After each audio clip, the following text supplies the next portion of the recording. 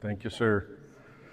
Thank you and welcome. You are the, I don't want to say bold few tonight, but maybe the fortunate few because we are going to go quickly into you're the first ones on the special announcement for the parish, which might be why I'm seeing the nod. This is why we're here. So maybe I should leave that till the end tonight. So that's good. So, yeah. And part of sharing that first is because it does relate to some of the projects and things that we have going on pretty rapidly here for the parish. So I'm going to count, and if people are watching thinking, why didn't Father pray? Because we just had our evening prayer upstairs, and that was our opening prayer and dedicating the evening. So as I talk, and typically on the Fridays with Fathers, Fridays with Father, I don't see multiple of us being here. It's more of this is why we're at a table, more relaxed, a chance to converse and ask questions. So tonight's theme are the renovations and updates around the parish. But if you have other questions too, particularly at the end, this is time to ask. And sometimes it'll be I'll answer. Other times I may say, that's a great question, we'll have another month's topic on it, because it's more substantial, to give it credit, to give it due time. So I do want you all to ask questions as things come up. So the big news is, and I got a call from Father Charles Rowe. It's probably been a couple months ago now. Out of the blue, was not anticipating this at all. Asking if we wanted some sisters here at St. Mary's. Okay, and they are sisters. The missionary servants of the Word that are out of Mexico, a relatively young order, serving the Spanish population. And their mission is through the Word, so primarily through Bible studies as the linchpin, to evangelize and reach out to the Spanish-speaking community, bring them into the church, and also train and prepare them as lay leaders to have active roles in the parishes, so that typically they are in a parish for 3 years, and then they move on. And that's what's happened here is they've been at John Francis Regis for the past 3 years with Father Lopez, so I've been kind of familiar with their work through him, and that contract's come to an end. They were looking for a new place, so we will have 2 sisters coming to live here at St. Mary's. One of them will be working up at Sacred Heart Guadalupe, the shrine up there, and then one will be here full time. Her name is Sister Letty. She won't be here for the full 3 years, but she is who will be serving us at least initially here. So, and Sister Letty speaks 90% Spanish. Okay. So she's going to be living in the ministry center. Okay. So this is, and I want to say this clearly because wheels can start spinning and people can start thinking things. The Boutroses them moving to Maryland is, in human terms, unrelated to the sisters coming. In divine terms, as we discerned it, that worked out very, very well. You know, that clearly God's working, because they were discerned on their own, literally as they were away from the parish. I don't want to say experimenting, that's what my mouth started to say, but seeing if they were ready to move on, I think is a fair way to put it, is when Father Rowe called. Okay. And it kind of maybe changed timing a little bit, but I think they would be leaving anyway, even if the sisters weren't coming. Just a total of 2 sisters? So 2 sisters will be living here. For 3 years. for the plan is 3 years on that. So what that also means then too, so that starts July 1st is when the sisters will start. So there are some facilities things that we need to get going for that, because while the ministry center, the old convent upstairs, I think Mark and Lisa did a good job of bearing with it, and dealing with drains that couldn't really drain, and an old bathroom that was, I don't know how many shower stalls at the other end. So they've done a lot of making do. We do need to do some improvements and get it firmed up for the sisters, so that they can have a regularly functioning kitchen.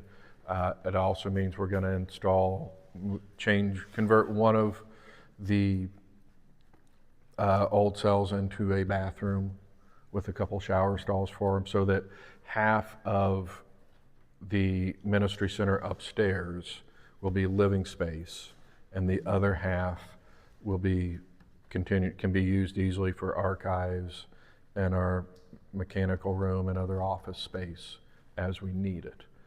So there's not a mixing of, and it can give the sisters privacy for living up there. And that work is already, we've got the drawings. We're going to try to get it done before July 1st. Don't think that is going to be able to happen, because that's just 5-6 weeks away. The sisters can stay where they are for a couple months if need be. So as soon as we can get that done, they'll move in. Regardless, Sister Letty will start working here on July 1st. Okay. Which also means, so that's upstairs in the ministry center. And then, which also means we need more office space, because we are maxed out in our office space currently to give an office space for Sister Letty, but also for the formation coordinator that we're wanting to hire in that position. So maybe give you a little bit about the formation coordinator, more than what's been in the bulletin. So this is not the level of DRE coordinator. The idea is primarily with youth catechesis, to be able to work with the catechists, to also make sure the sacramental prep is in order, and anything communication between them and myself is handled, because I just have not had the time to give our youth catechesis and our catechists the attention that they need and really deserve and is good. Within that too, though, is because that in itself is not a 40-hour-a-week job. Also working and helping with adult catechesis programs. So some outreach, some reaching out to other parishes, putting out marketing materials, and also just some of the logistics of our Advent series, our Bible studies, these events, to kind of help take a little bit of that burden off me. They aren't going to teach. That's not the plan at this time. So you're going to be stuck with me as a primary teacher on that side of things.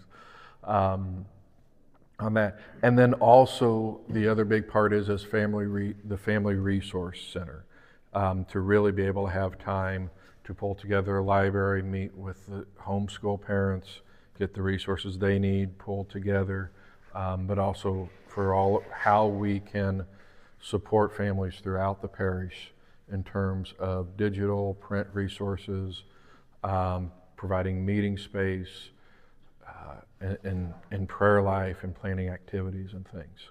I think this is the Family Resource Center, and particularly reaching out and providing needs for families who don't have access to Catholic education.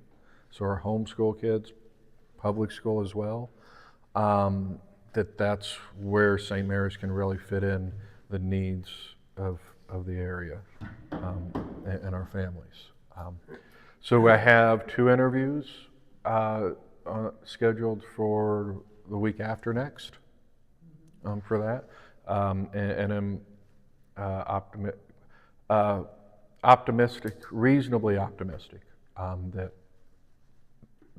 something will pan out from those. And we're still hoping to get more applications before then. Wanting them to start pretty much as soon as it just kind of naturally progresses for the next year. So that means 2 offices added, and all of our offices are filled right now. Deacon Shane is sharing an office with Tony and with Roger, already built into that. So what we are doing is converting what is now a storage room with a lot of the church goods from the other parishes in it into an office. And John Joseph Renovations is finishing up drawings to actually build, I don't know if build's the right word, convert kind of a hallway space where the double doors are going into kind of the dining room area. We're going to convert that into an office. So those doors will be closed off, and it will look like a real office when it's done. That will be converted into office space there. So an important part for me is so all the offices can still be on the ground floor. You know, once we start, we may end up eventually moving people upstairs, but that kind of creates a separation, and want to try and avoid that if we can. So again, we're going to hopefully get that done post haste on that front. Shouldn't have to worry about we're not doing anything that would require permits in that work. So it's really just filling in doors, putting up a couple of walls, everything there, electrical's already there. So anything you want to add on that? No, I was writing the contract today. I can put you in the schedule anytime. Okay. We've already kind of moved our schedule around. So I can move it next week. Okay. We'll talk, I'm gone next week for the retreat. After that. But off camera, we'll schedule. That, and then added onto that, which is kind of the next phase, but also we want to be able to get done considerable work done this summer. So we've just about completed the new classrooms in the basement, adding 4 classroom spaces, as well as a storage space. Our painter's going to be back on Saturday to hopefully finish the last one. And then flooring and doors, and they'll all be done, ready to go, definitely for next year and for meetings over the summer, which is important because on the first floor, what we want to do is the current boardroom, old chapel space, and dining room, meeting room, has many names that is that area create where when we have events at night, we can kind of keep that area closed off without people having to go into outreach to use the bathroom or the office space, to kind of rearrange and reconfigure more suitable to meetings. Also to the old chapel, to a library with shelving, with books, with resources, but with more conducive meeting tables, so that if people want to go in and do some spiritual reading, it's conducive to that and inviting. Also, if groups want to come in and have, if we want to have a widower/widowers group, we want to have caretakers, have a time to get together and just have a cup of coffee, and with just a few, it creates a very still conducive space for that. And you can close the door and not feel like you're out in the open, so we can have better meetings. Also, we've got, if you noticed, on the western wall end of the chapel. On the sides are the two old kind of block stained glass window sections. That's the woodwork's been rotting out, so that's got to be redone, period. And we figure while we're doing it, we'll take two of the windows from St. Anne's. The Christ welcomes the children and the Holy Family window, and put those in there. Okay. Also putting two restrooms, and that's why we can keep that section kind of a meeting space, and have two restrooms there. And then also just some updating with the dining room area again. Get out the carpet, new paint, take out the cabinets, kind of create a meeting space environment. The tables are great, wonderful, just not good for that use that are in there. So I'm open to, I don't want to throw them out. We may have to cut them apart to get them out. I don't know. We'll see. But if anyone does have a good use or home for them, I'm open on that. I really don't like throwing things out, even though it may not seem like it at times. On that, put to good use. That's kind of the gist of work going on right now in this summer in the ministry center. I'll pause there because there's more, but any questions or comments or? The bathrooms that you wish to add there will go where? So by the old chapel, when you go in the door to the left and right. So there's a cleaning closet, Yeah, and the old sacristy for the chapel. okay.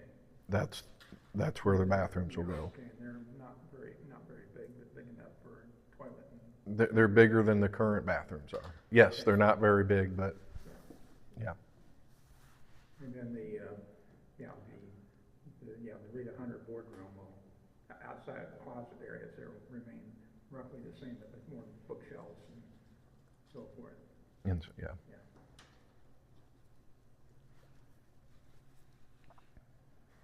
And it won't look like it's from the 70s.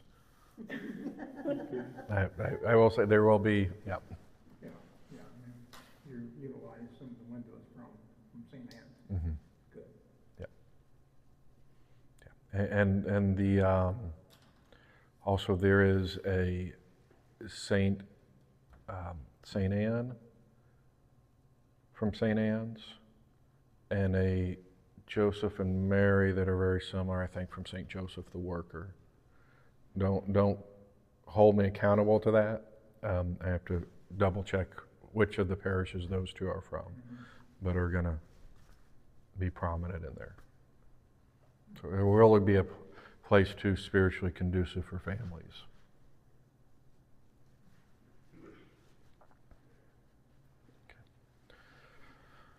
Okay, next on my list, the Fitz Hall sound system.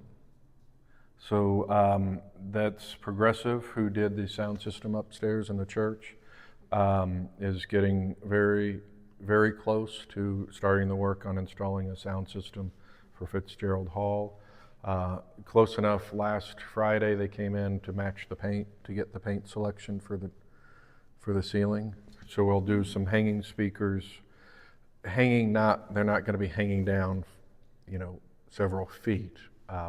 They'll still be up in the ceiling, scattered throughout, so you'll get an evenness to the sound, no matter where you're sitting, instead of just having a speaker pointing at you and having loud on this end and barely audible down there.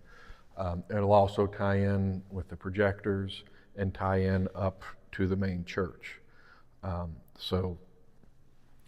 If we can, I think we're getting close to someday having to have people down here sometimes. Maybe only 4 or 5 years, but Is it going to tie into the system in church so that people down here can hear what's going Yep. on in church, mm-hmm. but not the other way around? No. Well, we could. I mean, we could, I mean, they'll be tied in together, so we could take the microphone from down here and they could hear up in the church, but I don't know why we would do that. Yeah, but it could. But, yeah, if the need presents itself, you can use this as an overflow area, Yeah, if that would occur. or especially when we have, our conferences. I think the success of, the Marian Conference, the Holy Face Conference has said, we're going to try and do something once a year, a devotional conference at least. And when we have those events too, people can, when they come down here, they can still listen to the presentations on that. So,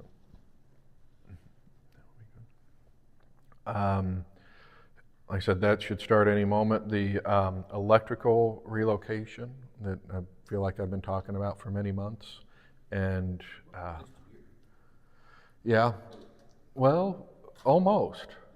Not quite, because 90 days before the middle of November would be when we got the letter. Okay. Because that's when we were supposed to have it done. But of course, things take longer, and Mark One's been in contact with IPL.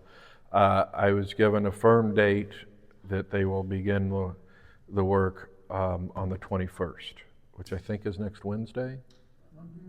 Okay. So the Mark One. Okay. I don't know what the IPL needs to do, but One does the work and IPL comes to. yeah. So yeah. Yeah. And just a kind of a clarification and refresher on what that is. So our current power lines are connected to the old school buildings, along with the location for our meter is actually on the old school buildings. So being connected to another's property is not something that they really allow. It kind of got overlooked when the property was sold. When I was talking with them and that question came up, I said, well, we've got a note here that says it needs to be done, but no one did anything. So, but I think that was good, because it would have been a real financial hardship on the parish to have to do it, because what IPL does, and this is across the board for residents or business, with the power lines, they bring the power to a point, and it's our responsibility to connect to it. So they will be bringing our connection point, instead of from the east side, on the other side of Liberty. And then we have to connect to that. Basically, we'll have to bore under the parking lot to this back corner of the church and connect to. And of course, things are old, so that they're going to have to change out a lot of the connections and breakers and other aspects that gets to language beyond me. But and that's, our cost. There's no question about it. It's unfortunate, and that's about $125,000. Is Mark One, owned by Catholic, very good. They are doing. They did a very reasonable bid. The other two companies, the bids were around $190,000. Okay, so. Now, is that gonna shut off the back drive so that can't be used? So while they're doing the construction, this entrance, much of the time, this entrance over here and that back drive will be shut off. So we'll have it. We'll try and have it closed off so you don't get stuck, because they are going to have to tear up part of the parking lot, and just for safety.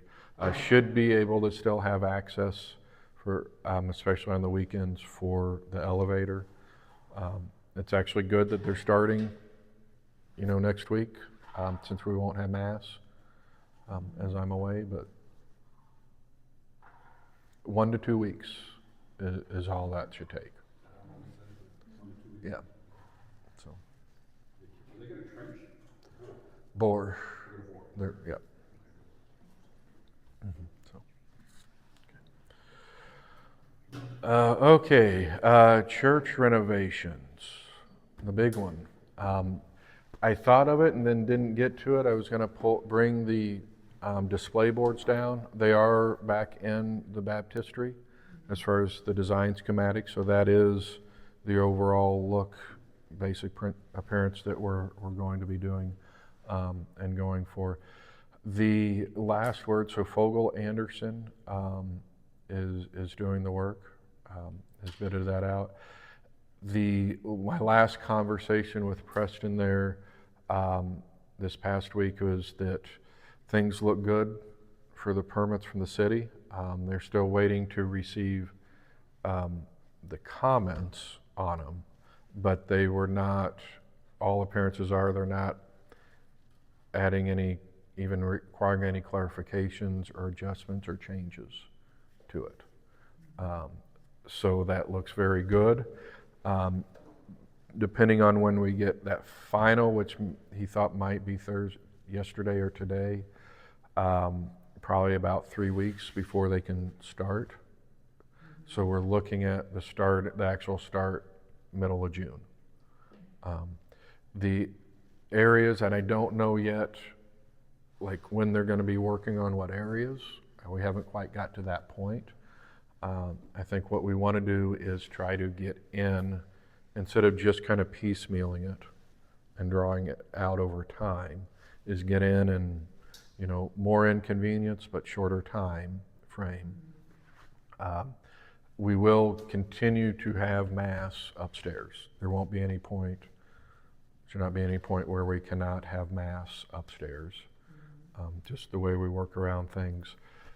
The main worship space, really it's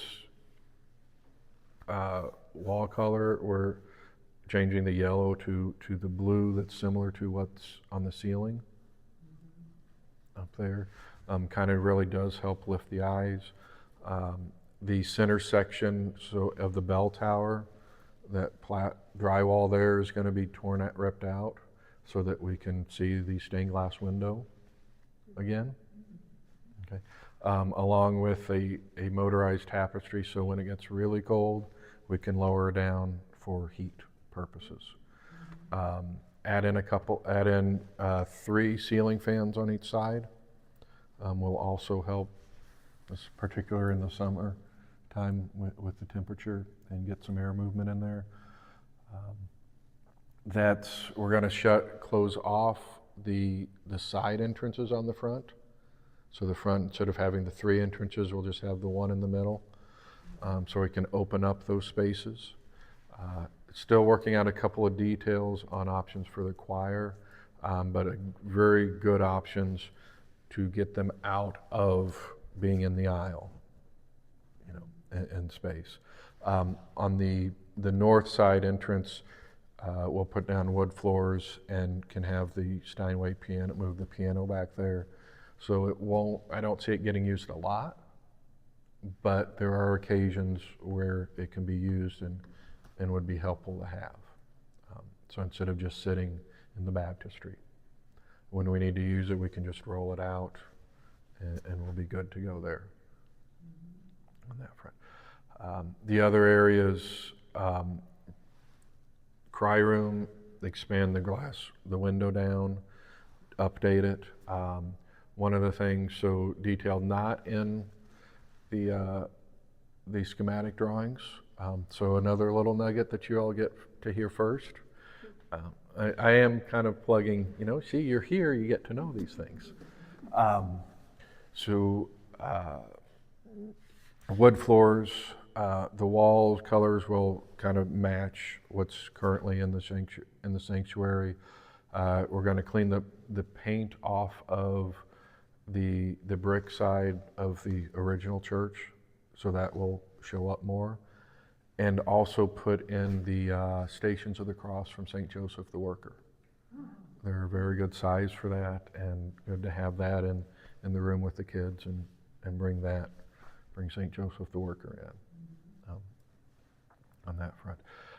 The north entry, the northeast west entry by the elevator, we're going to put in, so throughout all the central space is going to be the porcelain tile, the ceramic tile, kind of similar style to the main worship space. So we do the floor. We're going to put a either smooth coat or plasterboard over the brick and paint, so the newer brick will be covered up and it will have a smooth finish. Again, kind of, I think there we're going to go with the Maria theme, so more of a blue and lighter color down low. It's going to be like a history hall. So along the walls, the cabinets, many of them that were down here, we'll put like the former pastors and artifacts. And when we get some help with our archives, can change out regularly some of the things in the display cabinets. So going through that space, really pay tribute to the history of the parish. The above the awning, so the awning's going to be they're going to resurface it and beautify it. And above in that semicircle space is going these from St. Cyril's, the window of St. Cyril. We'll go with in that space. Okay. Mm-hmm. Yeah. And then the sacristy, the drawings are up there, so I won't go into detail. So the main sacristy will be redone. The big features on that is really going to be statues of the apostles. So it's going to go back to kind of the old sacristies, focus on prayer and preparation, so that the priests and deacons are surrounded by the apostles as they're getting ready for Mass.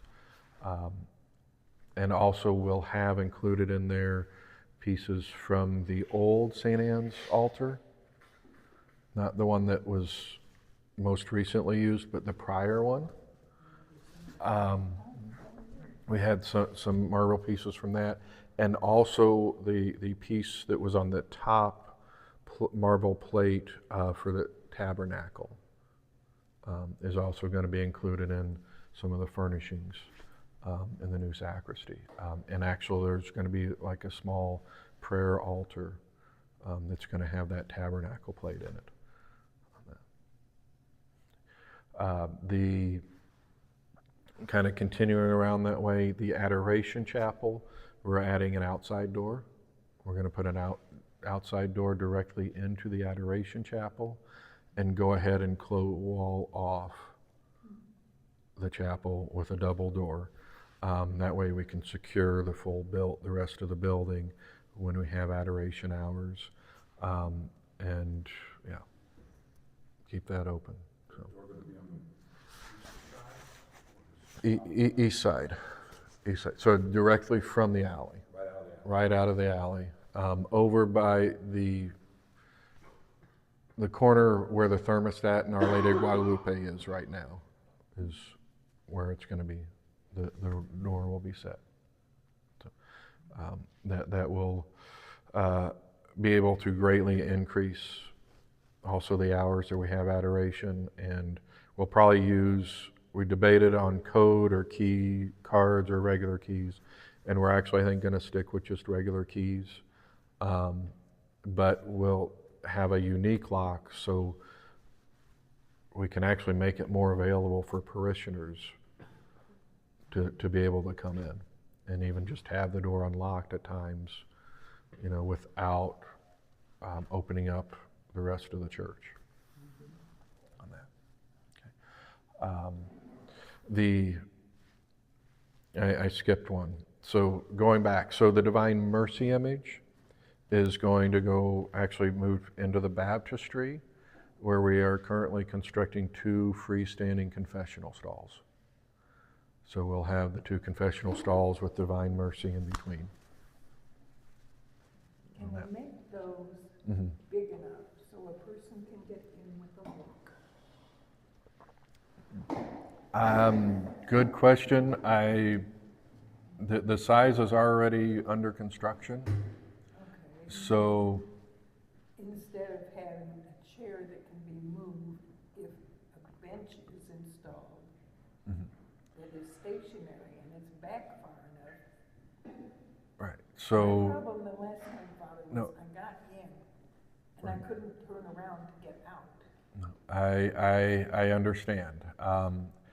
At this point, construction has already started far enough where I don't think we can make any changes on it, so, I don't know dimensions well enough to give you a good answer of how it's going to be, on that, but, it won't be the hard swinging door that automatically closes.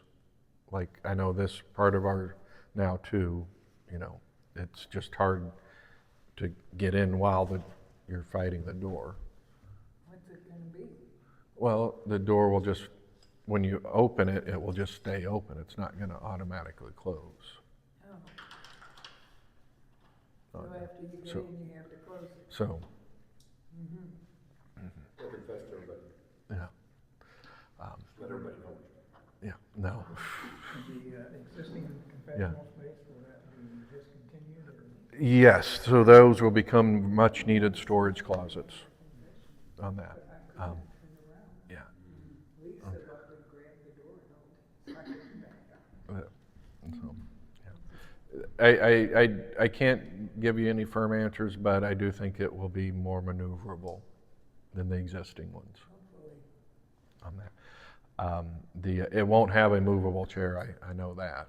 Oh, I think there'll be a movement, Yeah, looking at the designs, I think. yeah, okay. And the other thing with those, so the sound issue, so one, they will be better soundproof, so they are not just the open air curtains like you get in some of the older ones, but also it's far enough removed, and you'll have, so that where the pew is, and their other side of the wall is where people will be waiting for confession. So it will also contain, I think it'll provide better security on sound too, on that. Okay. So going, back, then the south vestibule, that's probably where the most significant work is going to be done. So both entrances are going to be completely redone. The glass is all coming out on them. To the facing is going to be a stone similar to that of the rectory stone. And that above the door, and that's glass, St. Mary's, half window, half circle, semicircle window, so we still get some light. The rose window is going to be inset into the brick wall that's on the south side there, and backlit. It's been interesting coming up with the ways we're going to backlight it. I think we're actually going to, because that's right against the rectory, is actually make an access from the rectory wall to be able to get in and change the lights when they burn out. Are you talking about the old circular stained glass window at St. Mary's? Yep, and that's going to have some restoration work, which I just remembered I need to get back with our guy because he was supposed to give me an estimate on it. So we're going to do restoration on the old rose window. That'll take up a lot of that work. So yeah. I think it will be. What about the windows that were taken out where the chapel is now? They were taken out where that swan and that thing's put in. Okay. There used to be windows. Okay, I'm thinking, are those the windows that are right now resting between the pew and the wall? I think those will be properly disposed of. Disposed of? Because there is no church, no other place as far as for use, and no religious imagery in them, but they will be properly with the diocese. That's the plan now. So if someone has, a use for them, I'm open until the moment that they're gone. The floor again, you know, the similar tile as what's in the sanctuary. So once you walk in the south vestibule all the way into the main sanctuary space will be a similar tile floor. So that, where those throw rugs are down, covering broken tile, blackened tiles, So that's gonna be. that will be finished, yes. Good. That will be fixed, yeah.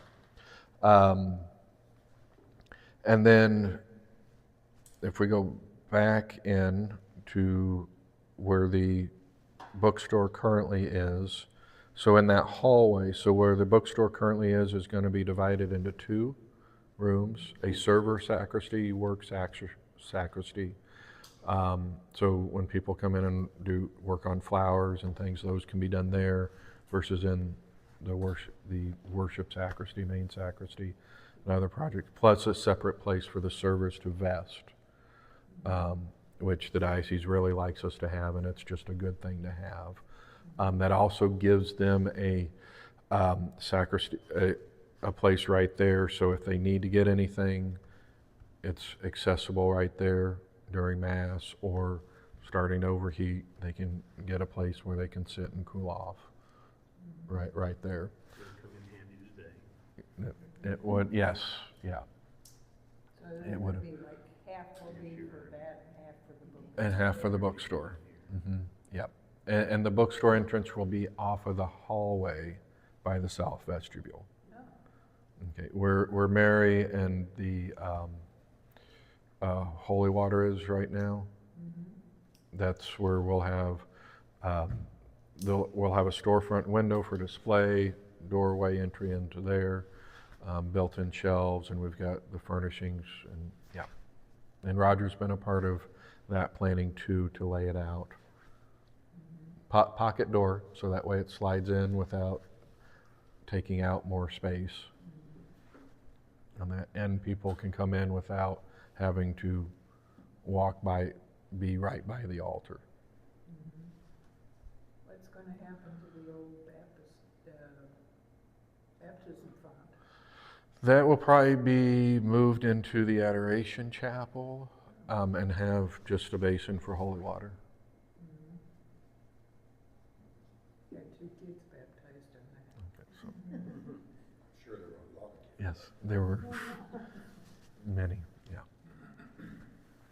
So I think that kind of takes us around the renovations.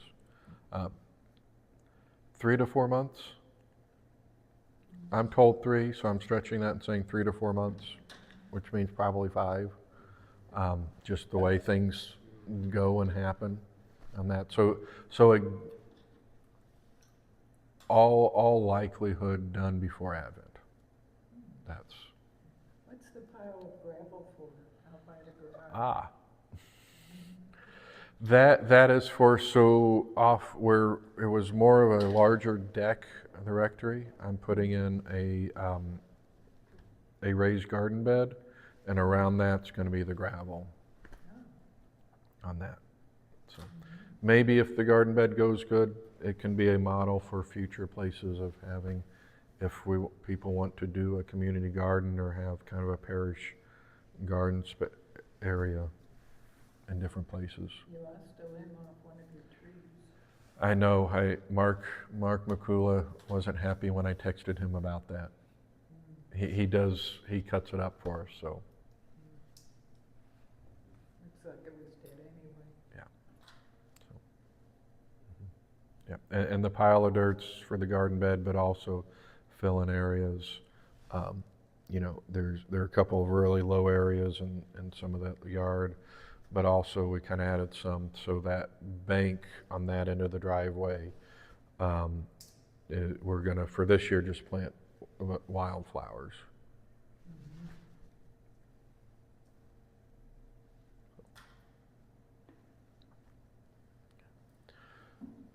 Other questions, thoughts? Wow, I'll take a wow. Covered quite a bit there. I- I'm not sure how much I'll remember.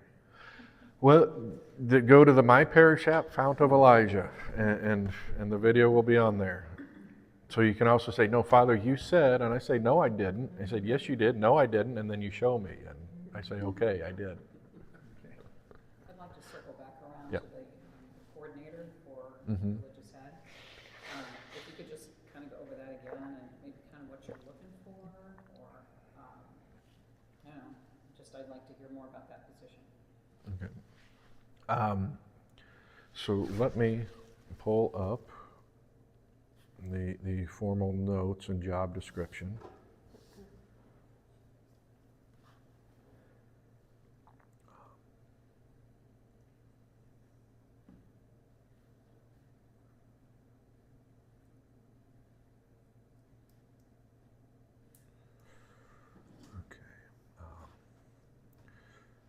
So the role of this position is to support the pastor in carrying out the variety of catechetical and formation activities of the parish. This includes assisting with events and programs taking place in the parish, as well as providing support to the faithful for their own efforts in enrichment and faith formation at home and with their families. The position does not include responsibility for determining curriculum and directing formation programs. That's why it's a coordinator and not a director of religious education. The main responsibilities to oversee the implementation of youth catechesis and sacramental preparation, supervise catechists and other volunteers, which includes ensuring they have access to necessary training, ensure proper documentation and completion of all requirements for sacramental preparation of youth and adults, assist with the planning and promotion of adult catechetical and formation events, work with the pastor in developing formation activities, assist in developing resources and programs for families, assist with the development and maintaining of a parish library that includes both digital and physical resources, assist the pastor with OCIA, communicate with parishes and the diocese on events of catechetical and formation at St. Mary's. Yes. And the applicants that you've had so far, I know, are these like bachelor, you know, So BA? we are, what we're looking for is with some experience in catechesis or education, working with families. So it has been a variety of bachelor's and experience. Others have masters in a related field, theology. So we have had some that have applied that are very new out of school and not really any experience. And we want someone that can really take ownership on their own and have, and the Finance Council approved a pay rate that,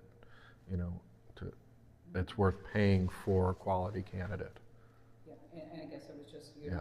if they, I assume she, but if they are in charge of the library, if they would be well-versed in, say, the classics or classical education, or, I mean, if you're serving homeschoolers, I didn't know, how detailed that would be. Yeah, the expertise on the library is probably lower Okay. on the list. Would be a valuable thing, but the working with the catechists and families would be the higher priority I'm just on that. trying Yeah, to get an idea in my mind. yeah. So. Did you apply? No. So yeah, if you know of anybody, that would be good. Is there anybody so far with a Montessori background? So no. Yeah, and we are wanting to expand the catechesis of the Good Shepherd. Right now, level 1. I might have had dinner with someone last night that may be interested in coming in that would help us to get up to level 2. Well, Emily's in, No. she's in training for that level. Right, no, yeah, but it would, I don't want to go if we don't have 2 teachers, catechists, I don't want to take away level 1 Yeah. as we go. Will and I are being trained for But- level 1, but there's another year to go. Yeah, so we are still, we do want to go up to that. So obviously anybody that had that, I mean, there are a whole number of things that would be beneficial and helpful. And I mean, if someone is bilingual, that would be a great, but I don't think we can hold out for that Yeah. necessarily. What is the percentage? I never really, I think it's your Hispanic Hispanic, population that is you know, Hispanic. Spanish speakers. So Gotten some- the population in our parish boundaries, if I read the last census data correctly, is 15,000 Spanish speaking, native Spanish speaking, And in that's our in relation to what? I mean, in our parish boundaries. Yeah, but what, how So many total? I can't tell you what Okay. I didn't look at the total population, but for a community that is, largely Catholic, we should be, and most of them, so things and factors that the bishop was aware of and it weighs heavy on his heart is more and more coming in, and because we're just losing a lot to Protestant churches. Right. A whole bunch. And especially since there are a lot of influences there, but then if you don't have a mass, that just encourages, more and more to go. Protestant churches more likely to be bilingual? Is that one of the factors? Oh, Roman Catholics, well, they do, and that's, but it's not so much bilingual, it's Spanish speaking. Uh-huh. That's what they're, So completely many are Spanish looking speaking, for. That's kind of, see, that was our experience back in the NFP world, yeah. that they really wanted just their own separate, they didn't really, yeah. They're, so it Yeah. was, it's, and this would be, maybe this is something that we talk more about for next month as the theme, the theme topic of creating an intercultural parish. And that's a focus in Leyden Ravello Kroll, who is our director of Hispanic ministry for the diocese. I'm That sorry, what's their name again? Leyden Ravello Kroll. Leyden? Okay, Velo- that's Okay, Leyden's easy, okay. I think. Anyway, that's her area of expertise, and she gives presentations around the country on the intercultural parish. So you don't have this really 2 parishes under one roof, which there are a lot of influences to push that, but there are things to do that we're really attentive to, and from the beginning to keep that, from happening as much as we can. So good question. So you gave us next month's topic. Okay. It's an interesting one, So yeah. and I'll try to get Armida here, So because did Yeah. you know she's Mexican? yeah. She's talked and Yeah. she said, we can. She's happy to Lots of help good and ideas, I think. yeah. Well, I think a lot of those folks there, there's a language barrier, but also a lot of folks from different cultures often feel like they're being discriminated against, or it's like, they don't accept me. And so that's why 100 years ago or 80 years ago, you had so many of these cultural churches. So Spanish church, Slovak church, the Croatian church, the Slovenian church, and so on, because there was all these threats of Yeah. communism and stuff, and which we still have today. But Yeah, and eventually so- that, people assimilate, Yeah. a couple, 3 generations down, the road, yeah. Until then, Yeah. So, good things to all time. Any final questions, final thoughts? So, all right. Well, thank you all very much. Glad you're here. And Thank you for the information. good. Enjoyed it, and